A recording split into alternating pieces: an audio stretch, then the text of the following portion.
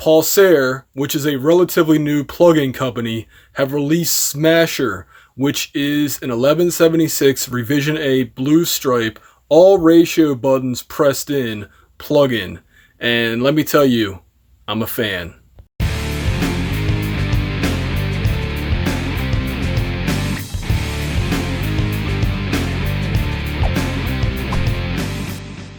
Alright, for those not familiar with the 1176 Revision A blue stripe, the controls are very simple, and actually it pops up on the screen. Now you can disable that, which is pretty cool. You can also disable oversampling or have it up to 8x, and here's the disable help balloons thing.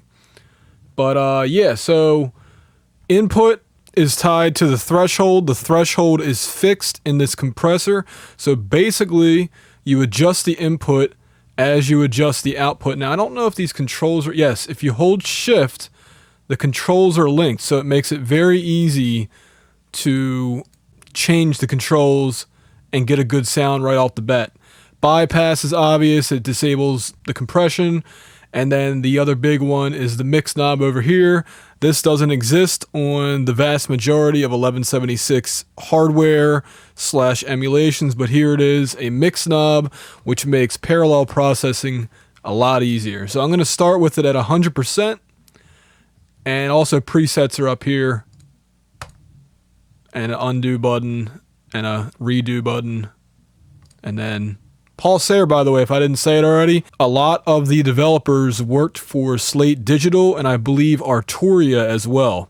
So let's listen to some drums. This is me playing, so it's not the best sample out there, but it's one I can legally use. I should actually start with this bypass, right?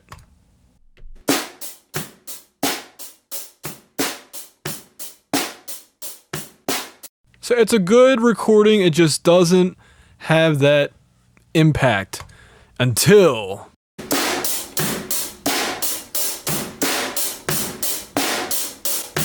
but you wouldn't put that in a mix, right? So the idea with this is to actually slowly change the mix knob as it's playing until it actually sounds realistic. So the idea is that the drums sound as if you were in the same room with the drummer. So I'm going to slowly back off the mix knob.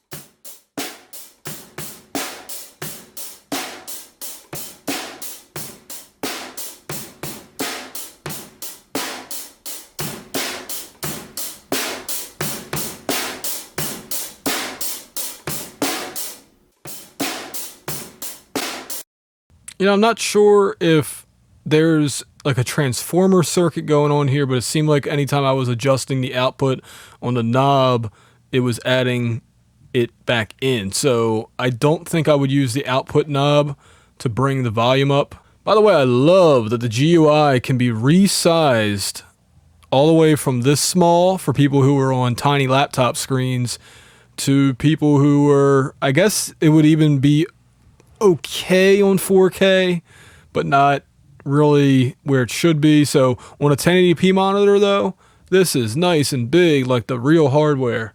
Next up, I'm going to show you bass guitar, and I'm going to have to lower the output on this because I don't know if it's going to be too much, but here's the original bypassed. That's probably too low in volume. But, oh, well, it's bypassed. So, alright, I'm going to hit play again.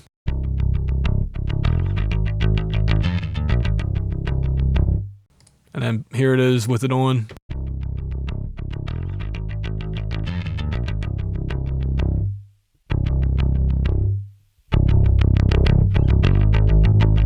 And as you can see, I'm doing a 50-50 on the mix knob.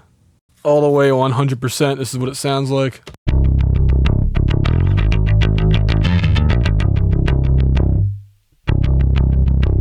And when I edit this video, I'm going to volume match this because I don't want to blow anybody's speakers up. So on to the final one I want to show off, which is vocals.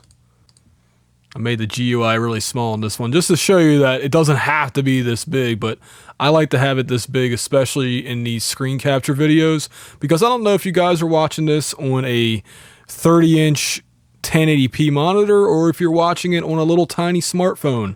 So, you know, I'd like to make it as big as I can on screen just so you can see what's going on. By the way, the VU meter, I don't think it's really VU. I think it's more like a ppm, but it looks like a VU meter. You know what I'm saying? The ballistics aren't accurate to a real VU, but maybe I'm wrong about that. So, all right, here is the vocals bypassed. This is the part of me that you're never gonna ever take away from me, no. And here they are with a 50-50 mix being smashed with Smasher. This is the part of me that you're never gonna ever take away from me, no. This is the part of me that you're never gonna ever take away from me, no. Throw your sticks and stones, throw your bombs, your blows, but you're not gonna break. Now, by itself, that might sound bad to inexperienced mixers, but I'm telling you, in a mix, this could definitely be useful. And, you know, I'm still going to use the real hardware because I have it, but let me tell you, I like the way this plugin sounds. I'm not sure if it's 100% accurate to an 1176 Revision A, but at the same time, they did say it is modified. So my bottom line opinion of this is that Smasher reminds me of a nice transparent LA3A type of thing, and that's, I guess, what the modification does. Regardless, I like it a lot. I think it will be useful. I like the Monster from Slate Digital, and I think this one might sound better than that. It retains, you know, transparency a lot better. I like the interface because it's resizable, etc., etc. And if you haven't checked out Pulsar's other plugins yet, give them a try too, and pick this one up while it's still free. And even if it's not by the time you see this video, consider trying it out because I think that it sounds really good. The interface is good, and it's just, in general, a useful plugin. Thanks for watching this RealHomeRecording.com video. You can get monthly audio engineering news and exclusive videos by signing up for our newsletter.